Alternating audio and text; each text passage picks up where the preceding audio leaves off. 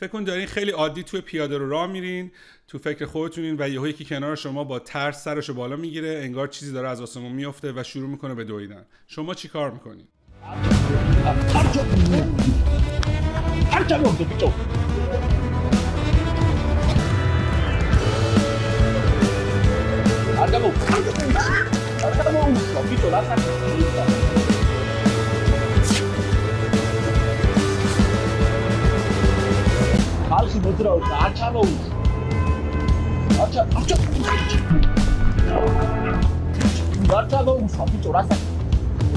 اگه مثل بیشتر مردم باشین احتمالاً شما بدون فکر شروع میکنین به دویدن. حتی اگه هیچی ندیده باشین این واکنش عجیب نیست. این دقیقاً همون کاریه که مغز ما برای میلیون ها سال یاد گرفته انجام بده.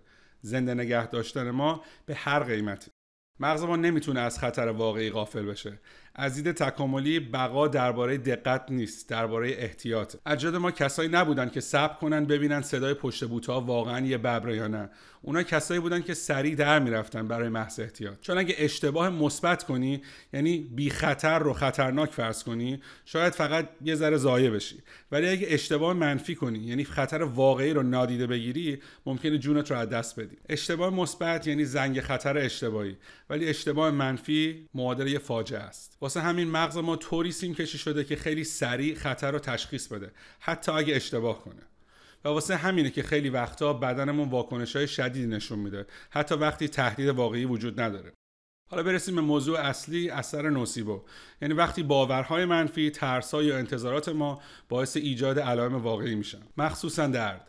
این ضعف نیست، این زیست شناسیه. مغز ما دائم داره محیط اطراف رو اسکن میکنه دنبال نشونه‌های خطر. و اگه یک سیگنال پیدا کنه، میتونه حتی فقط یه خاطره باشه یا یه حس یا یه جمله‌ای که قبلا شنیدی، اون سیگنال رو واقعی تلقی میکنه و واکنش نشون میده. این واکنش میتونه درد، تنش، التهاب و حتی مریضی باشه. یادتون تو ویدیو قبلی اون بچه‌ای که مام باباش تظاهر کردن سرش خورده به دیوار و بعد شروع به گریه کردن کرد، اون هم یه نمونه از نوسیبو بود. اینجا هم همونه، ولی با یه نوع خطر دیگه. مغز فقط لازم فکر کنه خطری هست تا بدن وارد واکنش بشه. آدمایی که توی ویدیو فرار کردن فکر نکردن، احساس کردن. ترس قبل از منطق وارد شد و این دقیقاً همون چیزیه که توی خیلی از موارد دردهای مزمن می‌بینیم. سیستم عصبی انقدر حساس شده که حتی بدون خطر واقعی واکنش درد و اضطراب میده. مغز شما خراب نیست، بیش فعال شده تا ازت محافظت کنه و این از نظر درمانی خیلی مهمه.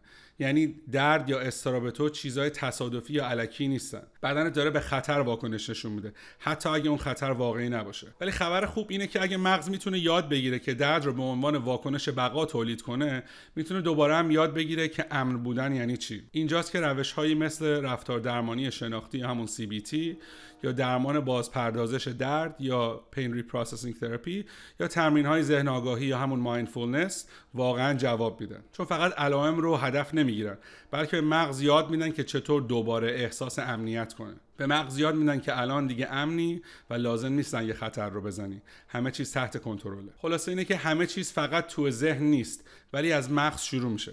پس دفعه بعد که یه سیگنال هشدار اومد، چه درد، چه اضطراب و چه فکر نگران کننده، یاد باشه که مغزته که داره وظیفه‌اش رو انجام میده.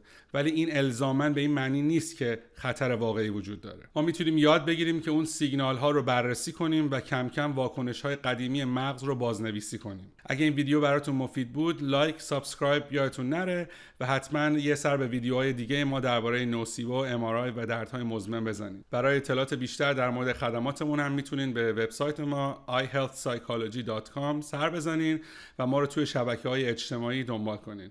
ممنون.